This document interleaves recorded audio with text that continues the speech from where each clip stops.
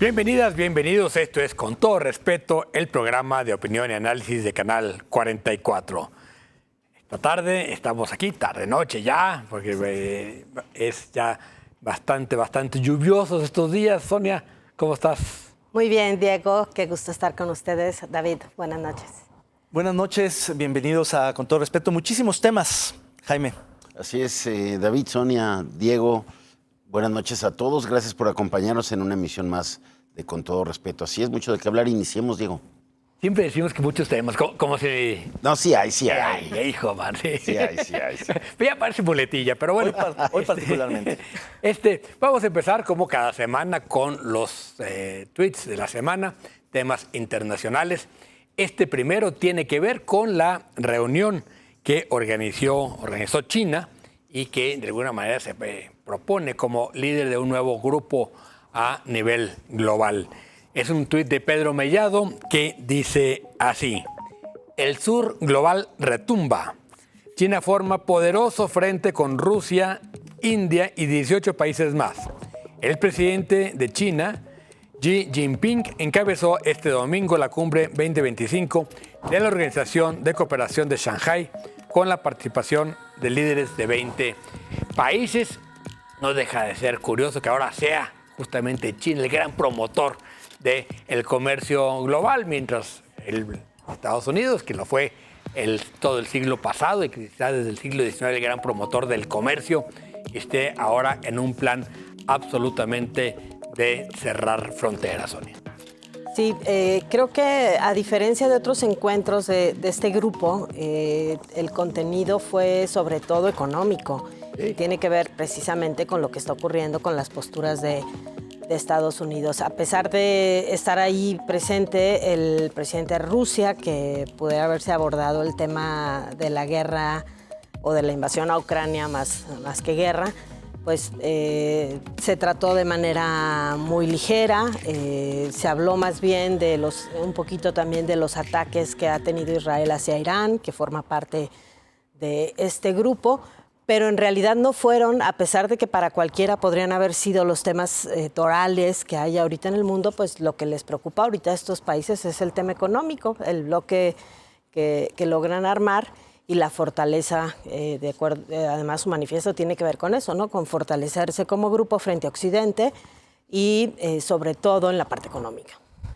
China es la segunda economía mundial, pero una quinta parte de la economía estadounidense. Sigue lejos, pero es el que está convocando y el que va para arriba. Sin duda, creo que es más grande que eso, pero creo que parte del acuerdo para lograr una convocatoria tan amplia fue justamente dejar el tema central de Asia, el de la guerra de Ucrania, de lado, para concentrarse en el tema de las tarifas, tratando de ver otro tipo de acuerdos multilaterales de comercio que permitan darle la vuelta al bloqueo, que en términos prácticos es el tema de las tarifas por Estados Unidos. El hecho de que haya ido Putin tiene que ver justamente con que se haya dejado de lado ese tema para que él hubiera accedido y discutir los temas arancelarios. Ahora, yo creo que esto va a ser importantísimo porque el discurso de todos, sobre todo India y China, es el de recuperar el multilateralismo, contrario al discurso de Washington que quiere la unipolaridad. Entonces, creo que es un triunfo político y, por supuesto, económico de los asiáticos porque estuvieron absolutamente todos, incluido un par de otros continentes como el presidente de Egipto y algún otro, pero prácticamente todo Asia estuvo ahí, los importantes. Jaime. Yo lo veo como esta capacidad de Trump de unir a todos, ¿no? En su contra. Todos unidos contra Porque, Trump. A ver, había una bronca ahí muy fuerte entre China e India. Y el aumento de los aranceles y las presiones de Estados Unidos a India por comerciar con China está terminando haciéndolos que se unan y lleguen a acuerdos. Y creo también que hay una presencia extraordinaria en esta reunión, ¿no? Que se tiene haciendo desde hace muchos años, pero a la que fueron hoy como invitados y observadores hasta los de la ONU. Entonces creo que estuvo ahí Guterres. Estuvo Guterres ahí, es una reunión, creo, importante y donde también hay un discurso de respuesta a las presiones comerciales de Trump. Claramente diciéndoles, a ver, no vamos a permitir eso y vamos haciendo alianzas como para poder contrarrestar como bloque esta política unilateral de Estados Unidos de poner aranceles a los distintos países. Pero otra vez China dando el paso al frente en esta nuevo orden mundial, ¿no? Se sigue fortaleciendo China, sigue teniendo cada vez más presencia y más con la alianza ahí de fuerza. Putin siempre, ¿no? Claro, con la alianza de Putin, Rusia. pero han sido muy discretos, por ejemplo, en el tema de la guerra, ¿no? No se han metido a la guerra los chinos, siempre respaldando a Putin, pero no están como está Europa, como está Estados Unidos, ¿no? Aunque sí hay un momento en que Putin dice que la guerra en Ucrania fue por el golpe de Estado que desde Occidente se provocó en Ucrania. O sea, también lanzan ahí como la justificación de ese bloque a Rusia por el ataque a Ucrania, ¿no? Bueno, se va a poner más interesante cada vez este tema del multilateralismo frente a una política cada vez más proteccionista de Estados Unidos. Y bueno, el otro tema, que sin duda ha sido, digamos, quizás el tema internacional más destacado esta semana, es esta caravana de barcos en apoyo a Palestina. Es un tuit de Amnistía Internacional que dice así: hoy, 31 de agosto, zarpa desde España la Flotilla de la Libertad. Activistas de 44 países, incluida Greta Thunberg, lleva ayuda humanitaria rumbo a Gaza y desafía el bloqueo ilegal que asfixia a más de 2 millones de personas. Alza la voz y exige un alto al genocidio, dice Amnistía Internacional. Interesante, entre otras cosas, porque es una gran provocación, muy inteligente, me parece, al gobierno de Netanyahu, que dijo: el que venga aquí lo vamos a declarar terrorista. Y dijeron: nos vale, Wilson, lo que opines sobre este tema. Y están visibilizando cada vez más lo que es ya imposible de no ver, el genocidio en Palestina. Así es, esta estrategia muy simbólica, porque no es masiva, 40 barcos menores, pequeños, no hacen la gran diferencia. Son mucho más efectivos los envíos, los lanzamientos de la ayuda humanitaria vía paracaídas con estos containers muy grandes que sí realmente tienen muchas más raciones, medicamentos, etcétera. Pero el hecho de desafiar justamente el boicot por la vía marítima hace que justamente los medios de comunicación volteen a ver este tipo de manifestaciones. Más simbólico que efectivo. Totalmente, pero riesgosas, mucho más riesgosas que lo que parecería, porque los han detenido, los han encarcelado, los mantienen aislados, es decir, algunos quizá no como Greta, que es muy notoria y no la pueden tocar, pero a otros sí los han dejado 6 meses.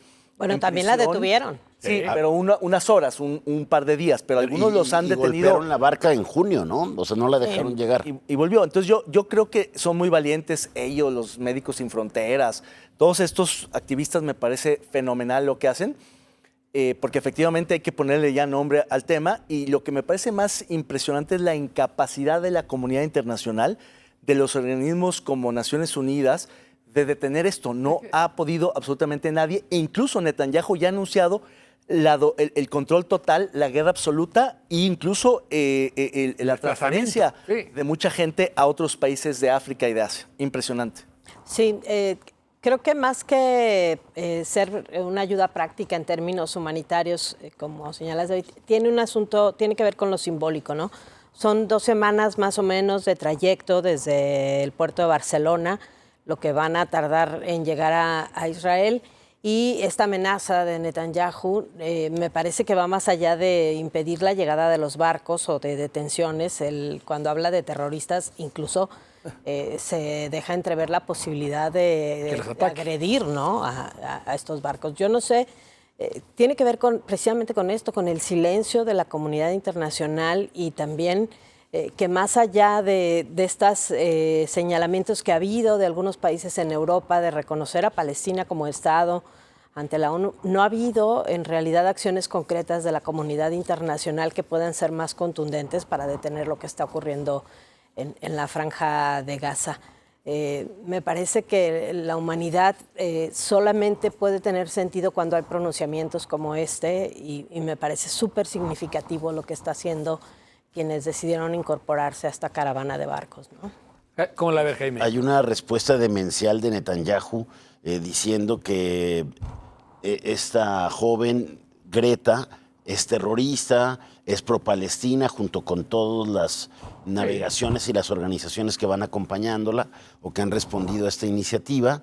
La amenaza de detención, la amenaza de incluso rodear a todos los barcos con las fuerzas marítimas israelíes, creo que es grave. Recordarán a ustedes, hubo un ataque a una flotilla de la Libertad en el 2010, donde hubo incluso muertos. Torpedearon uno. Los torpedearon en aquel momento. Entonces, digo, yo veo como un riesgo real por lo demencial de Netanyahu, que pueden estar corriendo riesgo estos activistas en serio. Sí, yo creo que el riesgo es real y al mismo tiempo le van a provocar que la reacción que ya tiene Netanyahu dentro de Israel en contra de la guerra, yo creo que va a crecer. Y al mismo tiempo se va a conocer por el Washington Post el plan de Trump de 38 páginas, ¿no? De ya hacer un desarrollo turístico y hacer colonias en otros países para palestinos, una cosa verdaderamente también demencial, pero me parece que otra vez el tema Israel-Palestina está llegando a las primeras planas por la vía, ya no de la guerra, sino de estos actos más simbólicos o estas locuras que tiene Trump. Vamos a ver, ya 2 años de guerra. 2 años. Falta un mes. Falta un mes para cumplir los 2 años. 23 meses. No, bueno, vamos a un corte, no le cambien, regresamos.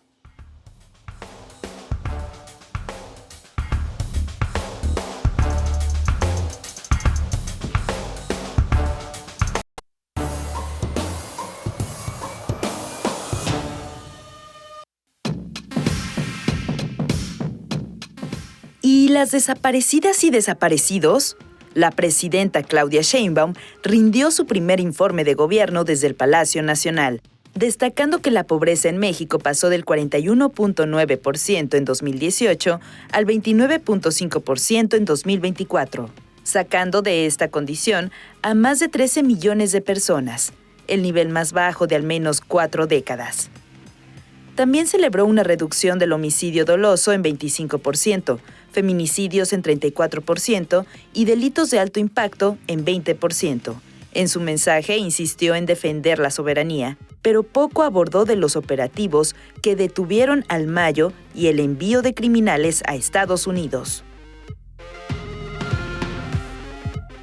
Gracias por continuar con nosotros aquí Con Todo Respeto. Efectivamente, en política lo que no se dice también comunica, y como veíamos en la cápsula, pues desapareció a los desaparecidos, como Andrés Manuel López Obrador volvió a ignorar el grave problema del narcotráfico en México, nunca lo mencionó por su nombre, ahí más o menos se acercó al hablar de la reunión que inicia hoy con el secretario de Estado estadounidense, Marco Rubio, que llega, pues yo creo que ya llegó hoy, esta tarde a México, va a estar un par de días aquí con reuniones para ver si afinan el acuerdo de seguridad, de coordinación con Estados Unidos, digo. Sí, a ver, el tema de los desaparecidos es terrible y estaba yo acordando ¿se acuerda aquella famosa frase de Salinas de ni los veo ni los oigo? Refiriéndose justamente a los diputados de izquierda que le reclamaban el fraude electoral en 88 y no me acuerdo si fue en el Financial Times, el New York Times, una entrevista con un periódico internacional que le preguntan qué opina de estos desplantes, dice, ni los veo ni los oigo, ¿no? Bueno, ahora sí que 3 doritos y 6 sexenios después, la izquierda, que en ese momento estaba siendo ignorada, que no lo veía ni lo oían, hoy ni ve ni oye a los desaparecidos. Ha sido una indolencia absoluta y bueno, presumen la reducción de homicidios y nada, hay que decir que por lo menos en las cifras que hay de desaparecidos no localizados pasaron de 37 promedio diario en el 24 a 42 en el 25 en el sexenio de Claudia Sheinbaum. Me parece que es nada de festejar. Eso en materia de seguridad. Del resto del tono del informe, Sonia, ¿qué destacarías? Sí, bueno, nada más en el caso, para apuntalar lo que dice Diego, la reducción de homicidios es proporcionalmente impactando en las desapariciones, ¿no? Porque luego se resisten los gobiernos, los estatales y el federal, a contar a los cuerpos recuperados de fosas clandestinas y a los desaparecidos como homicidios, y entonces por eso las cifras se trastocan, porque entonces ahora la delincuencia organizada ha optado por la desaparición y por hacerse cargo ellos de los cuerpos a través de las fosas clandestinas. Veíamos unos datos que sacaba el INEGI de segmentos óseos, de fragmentos de cuerpos, alrededor de 1.800 nada más en lo que va del año. Estamos hablando de 1.800 partes de cuerpos de homicidios que tendrían que contarse, Pero ¿no? Porque es la una evidencia. lógica perversa donde Claro. sin cuerpo no hay delito, que Exacto. favorece a los grupos delincuenciales, pero también a los Pero, gobiernos. No, claro, los exacto, gobiernos es la autoridad se la que benefician está de eso. asumiendo esa narrativa, que es lo peor. Digo, la delincuencia, por supuesto que lo hace para evitar o para Y prolongar porque la sabe que impunidad. eso que quiere el gobierno. Exactamente.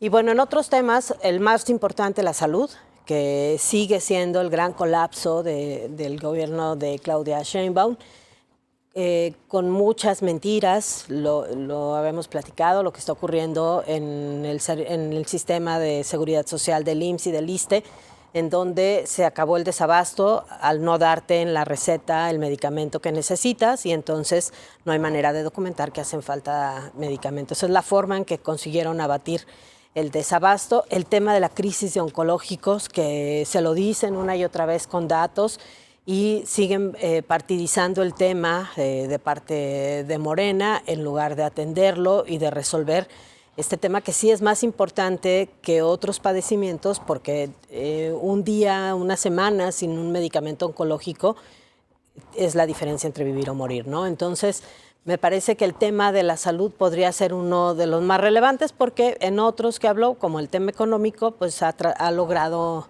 por lo menos que en el oleaje no se le voltee el barco, ¿no? Sin duda.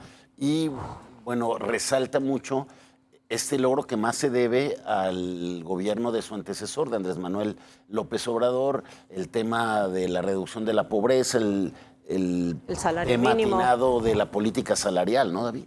Así es, Que pero obviamente la agarra como bandera de... claro, por eso muchos hablan del séptimo informe de gobierno, del obradorismo, y no necesariamente el primero de Claudia Sheinbaum, porque tanto la reducción de la pobreza como el aumento salarial son medidas que ocurrieron en el sexenio de López Obrador. De hecho, el informe sobre la reducción de la pobreza del INEGI es sobre la encuesta que se levantó hace 2 años, es decir, en el penúltimo de López Obrador. Y las alzas salariales significativas también fueron el sexenio anterior. Se anunciaron algunas, pero todavía no ocurren en la medida en que ocurrieron el sexenio pasado. De suerte que esos logros y toda la panorámica económica, que está en muchos sentidos colgada de alfileres, pues son de los triunfos que claramente presume. Para mí, este fue, por supuesto, un informe, un ritual, como todos, donde se dan a conocer las cifras maquilladas a conveniencia, las buenas resaltadas, las malas omitidas, pero el verdadero ejercicio de rendición de cuentas es justamente mañana, frente a Marco Rubio, en los temas duros, donde existe el contrapeso en el caso mexicano, que es Washington. Es decir, no oyen ni escuchan a la oposición, ni a los desaparecidos, ni a los medios, ni a los críticos, ni a los de siempre, a los conservadores de siempre. Pero sí a Washington, y mañana hay la sesión del informe de gobierno con Marco Rubio, y ahí sí, a ver qué sale. Y además el mensaje político de aplastamiento, de a ver, no quiero cambios en la presidencia de la Cámara de Diputados hasta que pase mi entrega de informe, para que salga ahí la foto de todo el poder. Para la foto de todo el poder, claro. Curiosamente, nada más pasó ayer la entrega del informe y ya hoy pusieron a Kenia López Ramadán. López Ramadán, a la panista, ¿no? Sí, que Pero además ya ayer tenía estaba que bien estar cantada. el esposo de el dato protegido, Gutiérrez Luna. que además lo volvieron a Sergio poner ahí de Gutiérrez Luna. secretario. Que es, De vicepresidente quedó. de Vicepresidente. vicepresidente. Sí, es para una cuidarle. cosa- A ver, yo destacaría también, me gustó, digamos, lo sobrio del escenario, ¿no? La parte formal, ¿no? Que era solo Claudia y la bandera, ¿no? Y me gustó la sobriedad. Ahora no hubo silla. No hubo silla, no hubo nada. Porque a Andrés ¿no? Manuel le gustaba poner una silla, ¿se acuerdan de una silla ahí? Los invitados, me parece que también son más las significativas las ausencias, es decir, un gran grupo nutrido de empresarios, ¿no? Los grandes poderosos de este país, y no había un solo representante indígena en los invitados, ¿no? Es decir, estaban en el discurso, estaban en la blusa de Claudia, pero no estaban entre el grupo de poder. Es que estaban todos estaban con en la Hugo corte, Aguilar. estaban Todos haciendo- estaban con Hugo Aguilar. Ya con Hugo Aguilar, así que ya lo vamos a platicar ahorita, ¿no? Pero entonces, me parece, digamos, que también a mí me sigue pareciendo terrible esta moda que impuso Fox de no presentar el informe ante el Congreso. Creo que es ahí donde es la rendición de cuentas. Habría que recuperar eso. El acto republicano es que vayan a rendir cuentas al Congreso y no un día de aplausos para la presidenta o el presidente en turno, ¿no? Pues Fox fue el último. Ni Calderón. No, Fox ni acabó con el ritual. Ni Andrés Manuel han querido regresar a dar cuentas ahí, ¿no? De hecho, hay que recordar que en el último informe de López Obrador, la entonces secretaria de Gobernación fue, y no solo rompe el ritual, sino que polariza como nunca nadie. Entrega con una arenga, y entonces eso vuelve más difícil que haya la recuperación de un ejercicio republicano que era ese, justamente, que es importantísimo. Y la de esta, como la de estafeta, como mensajera de estafeta, no dijo nada, nomás entregó, le firmaron y se fue, ¿no? Sí. O sea, la secretaria convertida literalmente en una repartidora de documentos. Ahora, en el tema de la salud, expresa el tema e incluso dice que es un ataque, pero que en realidad las medicinas se están Llegando. cubriendo y están llegando. Sí, O sea, eso fue por todavía más supuesto. grave. Claro, creo que ha sido el discurso de todo lo que ha ocurrido a lo largo de este año, bueno, de estos 11 meses que lleva en la presidencia, el querer señalar a quienes hacen los reclamos precisamente con tintes políticos. Por ejemplo, en particular está el caso de Nariz Roja, ¿no? Que con el tema de los oncológicos, que aquí conocemos qué es Nariz Roja y Que yo qué creo hace que no tiene Nariz ningún Roja. trasfondo partidista esa Por razón. supuesto que no, porque además le dieron un boleto de confianza a Claudia Sheinbaum en aquella reunión que tuvo ya con las autoridades federales, Alejandro, y volvieron a lo mismo, o sea, siguen sin llegar los medicamentos, está este rollo de los estados adheridos y los no adheridos, y lo que se documenta es que también los adheridos están teniendo problemas para acceder a los medicamentos. Entonces, no es un asunto solo de los estados que decidieron no participar en este acuerdo, que yo creo que Jalisco va a terminar cediendo, por como sea, creo que va a ser uno de los temas en los que van a apretar al gobernador para que ya firme el acuerdo y se incorpore al sistema de salud federal de IMSS bienestar. Porque de lo contrario, Jalisco va a seguir siendo castigado, ¿no? Pues muy bien, vamos a ver. La presidenta terminó ayer su informe diciendo vamos bien y vamos a estar mejor. Ya veremos. Un paréntesis. 5 periódicos La titularon misma. con esa frase. Esa frase, la misma. barbaridad. Regresamos a los 70, Sí. ¿no? A la misma frase dictada. Nunca ¿Qué? nos hemos ido. Pero nunca lo había visto tanto. Recuérdanos los periódicos. ¿Qué? En el monitoreo. Heraldo, Milenio, Jornada, El Sol y Financiero. Qué barbaridad. qué Bueno, el barbaridad. otro día, Y todos bueno, estaban hace unos en días en el informe los directores. hace unos días que decían que la ley de telecomunicaciones era la ley censura. Yo creo que la ley censura es la pauta, no hay otra. Sí, Esa es la buena, buena. Ahí va la Exacto, pauta. por supuesto. Bueno, mejor vámonos a la corte. Veamos aquí, en el resbalón.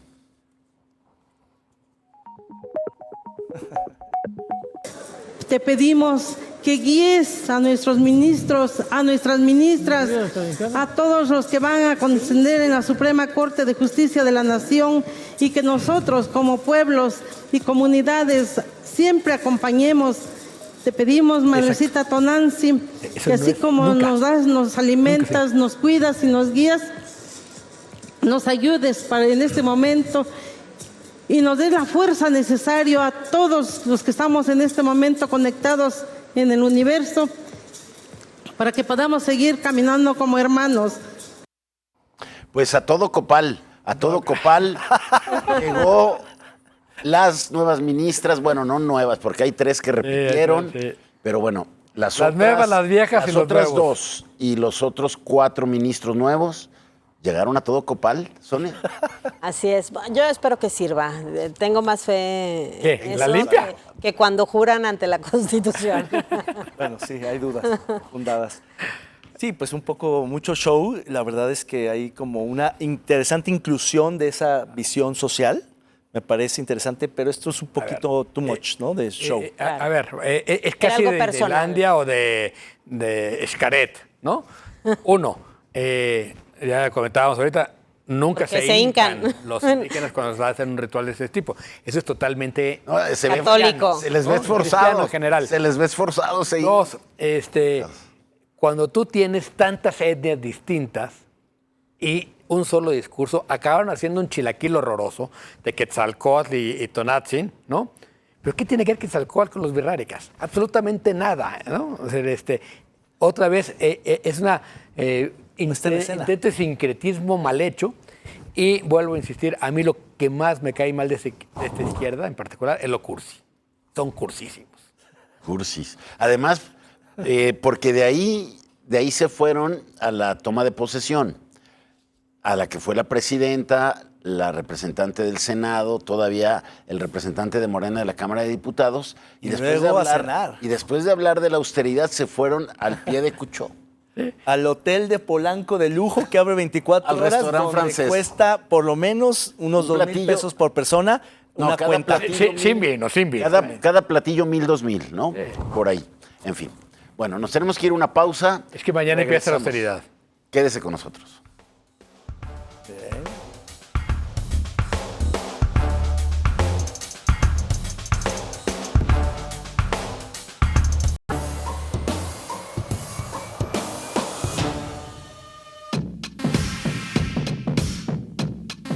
Las intensas obras en la carretera Chapala, con cierre de carriles centrales y habilitación parcial de laterales, han provocado severos embotellamientos desde Las Pintas hasta el nuevo periférico, extendiendo los viajes hasta 1 hora. Actualmente el avance es del 30% y autoridades señalan que las laterales concluirán en agosto y la obra completa está prevista para diciembre. Además, vecinos y más de 70 negocios ubicados en zonas afectadas ya resienten el caos vial. Bueno, la carretera Chapala está absolutamente colapsada por las obras. No hay seguridad, sobre todo en la llegada al aeropuerto.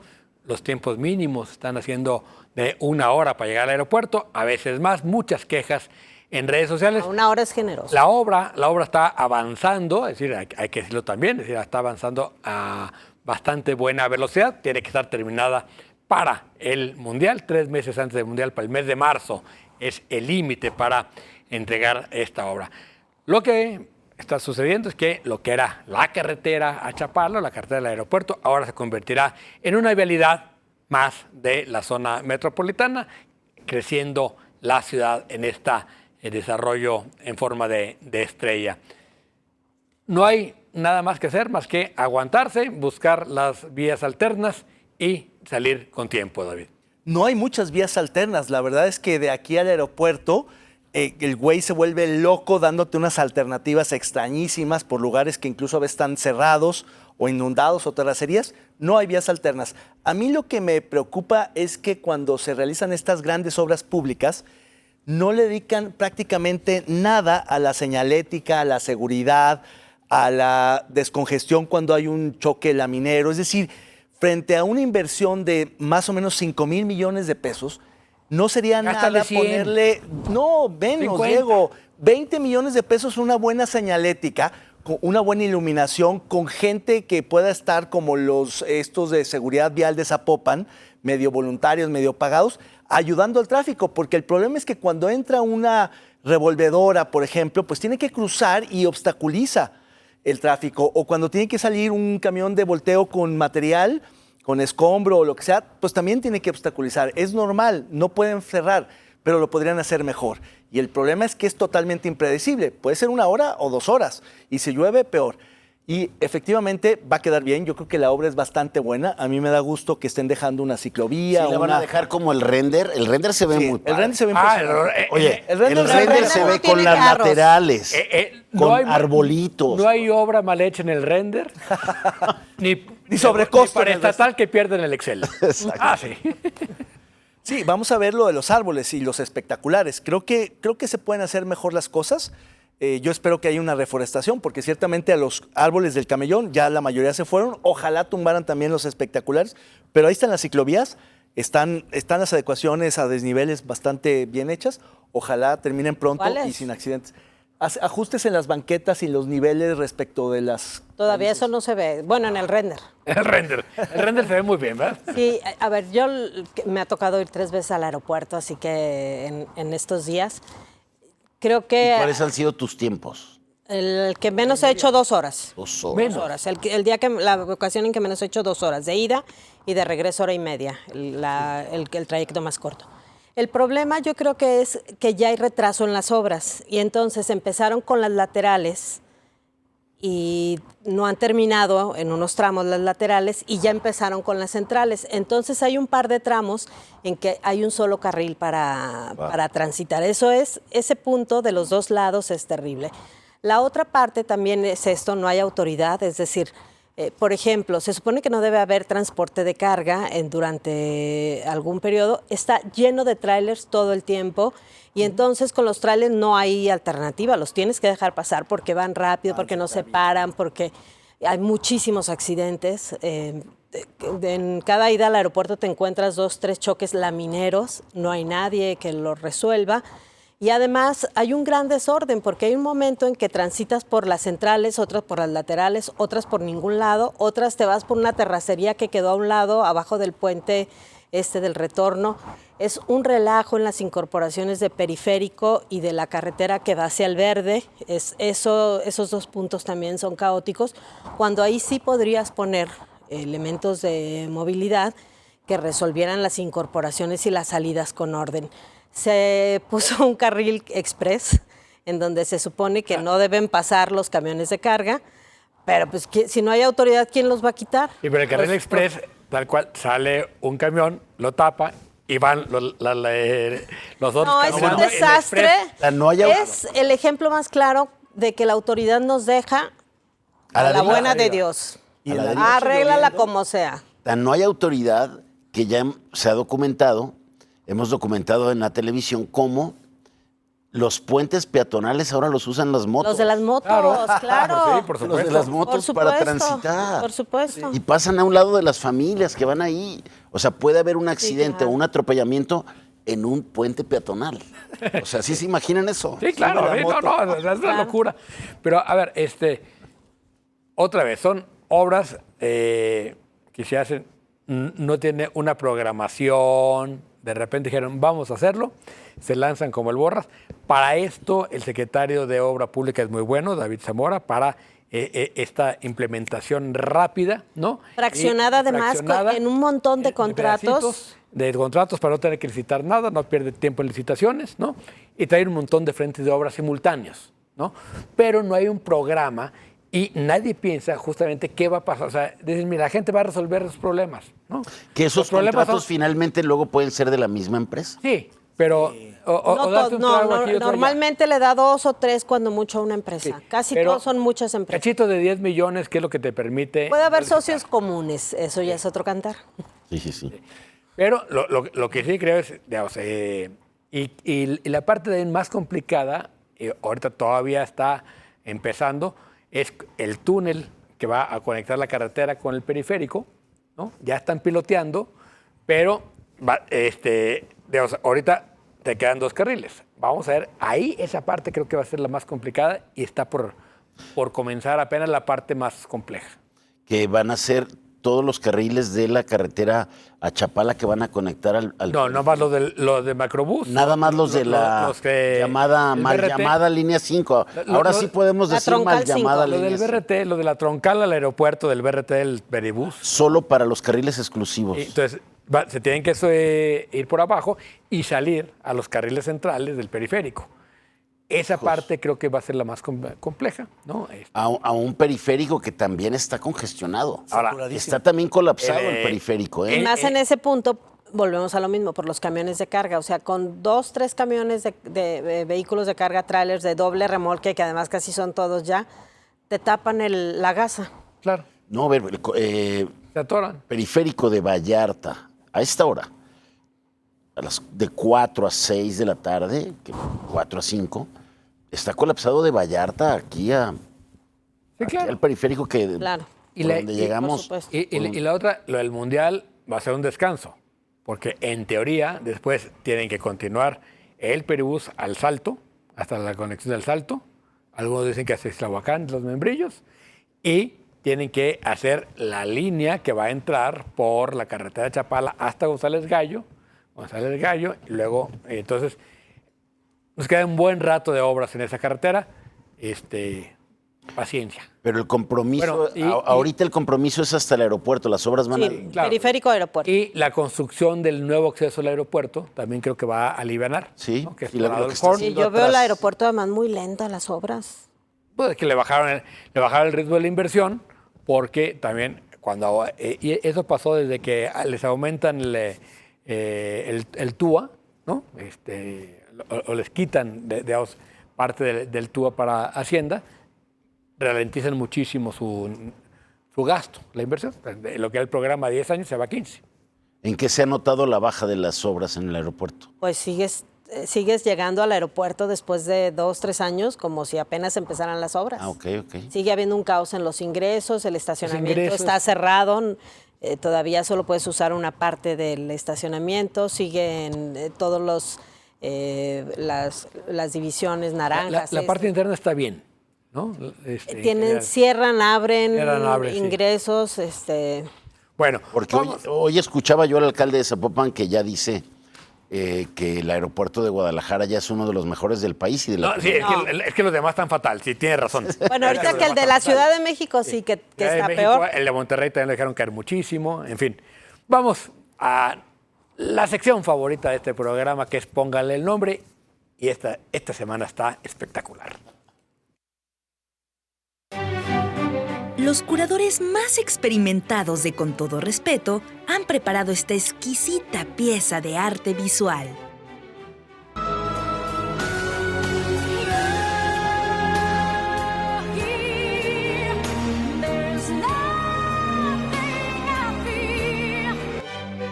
Usted, póngale el nombre. Tampoco está sensacional, Sonia, ¿cómo le vas a poner? Yo no le voy a poner nombre, yo solo espero que no se le hunda el barco. El actor de la política. Ay, Captain, my Captain. No, yo estoy entre dos. Uno es que siga la frivolidad y el otro es el gobernador del Titanic. ¿El qué? El gobernador del Titanic. El Titanic. Ojalá no se le vaya a hundir Ojalá el que barco. no. Ojalá pero que no. sí se ve, digamos, en esta idea de que hay que comunicar estas cosas, me parece que no ayudan demasiado. Pero bueno, es el estilo personal de gobernar del gobernador Lemus. El estilo. Vamos a un corte, no le cambie, regresamos.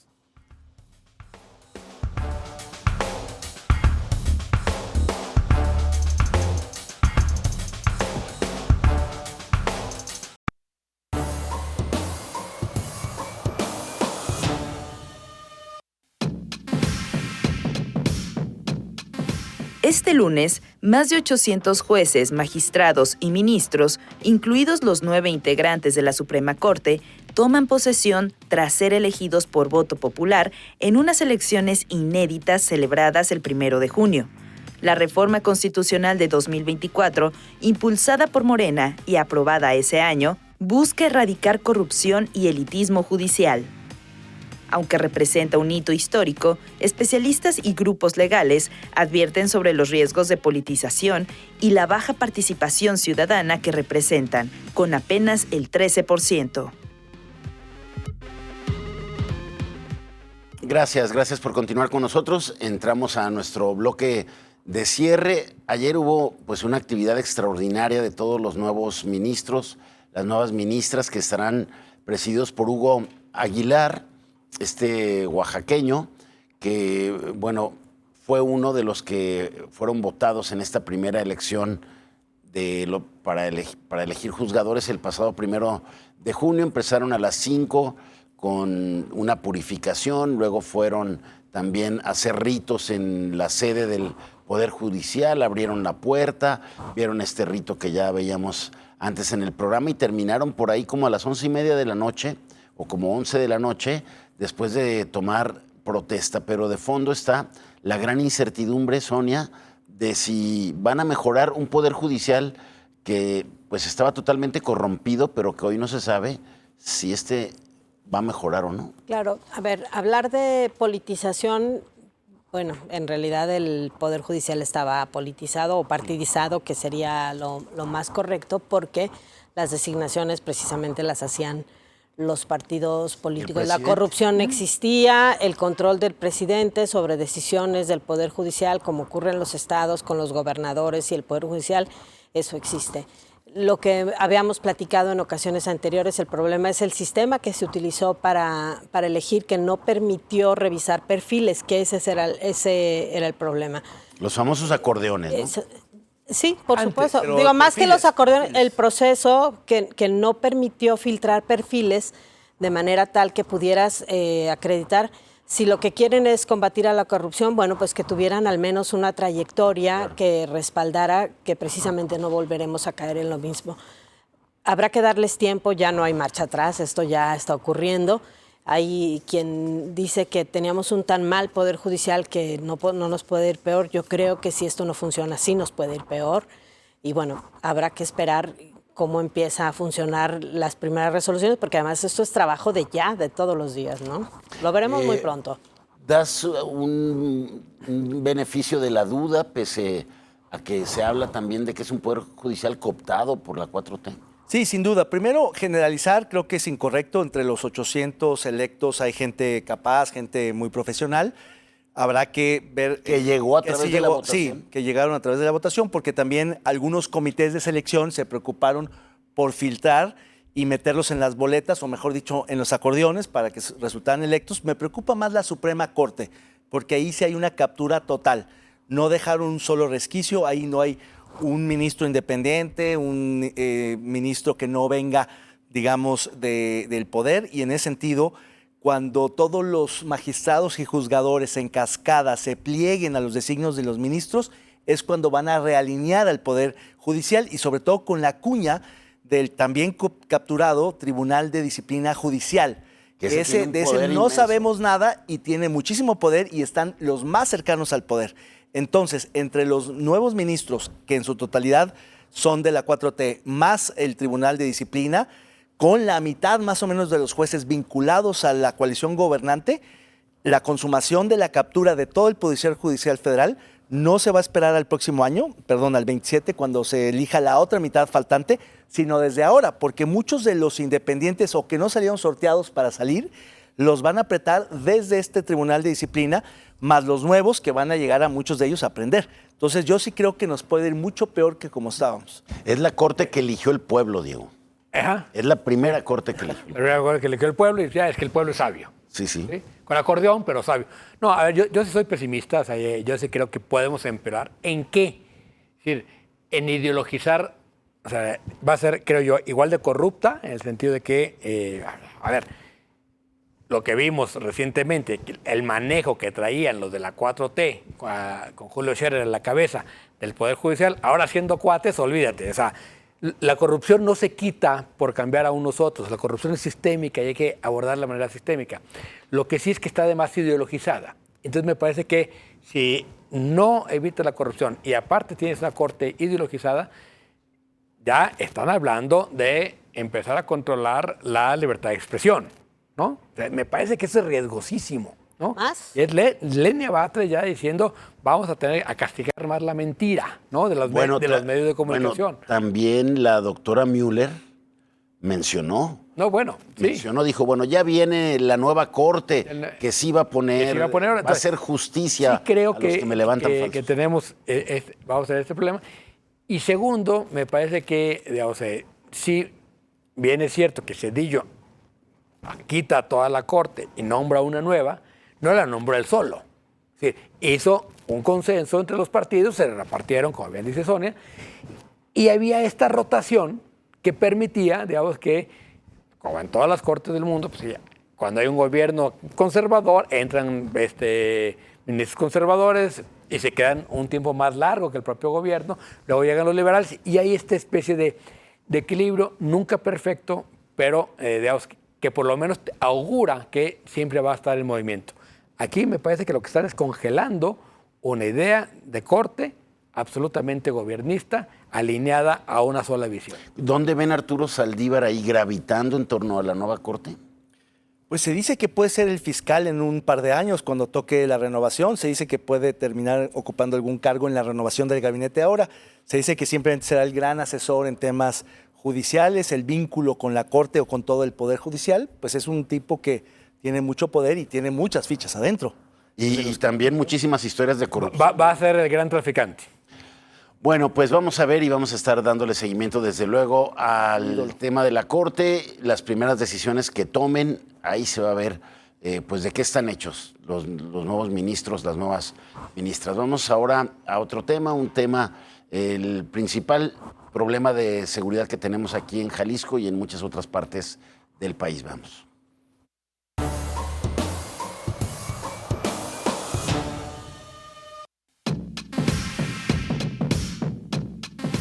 En el Día Internacional de las Víctimas de Desaparición Forzada, cientos de familiares y colectivos marcharon en Guadalajara desde la Glorieta de los Desaparecidos hasta el Palacio de Gobierno. Exigieron justicia, avances reales en investigación y la aparición con vida de sus seres queridos, denunciando falta de empatía oficial y crisis forense. Jalisco acumula más de 15,000 casos de desaparecidos y la nota fue portada de Washington Post este domingo. Efectivamente, el fin de semana, el 30 de agosto, se conmemoró el Día Internacional contra las Desapariciones Forzadas y bueno, pues muchas familias que tienen esta pena, esta desdicha de no saber dónde está algún ser querido, salieron a las calles, no en el número que yo imaginaba por el tamaño del problema, David, que hay en Guadalajara. Bueno, hubo manifestaciones en todas las ciudades del país. Yo también esperaba más gente. Creo que hay mucha indiferencia y mucha apatía y mucha falta de solidaridad en la sociedad, no solo a la displicencia de las autoridades y los gobiernos, sino creo que mucha normalización de las cosas. Y eso es como que ya no también, convocó, pues muy triste, más que preocupante por el lado de la sociedad civil o de la opinión pública, es más bien decepcionante. Preocupante que el gobierno no ponga atención porque esa sí es su chamba.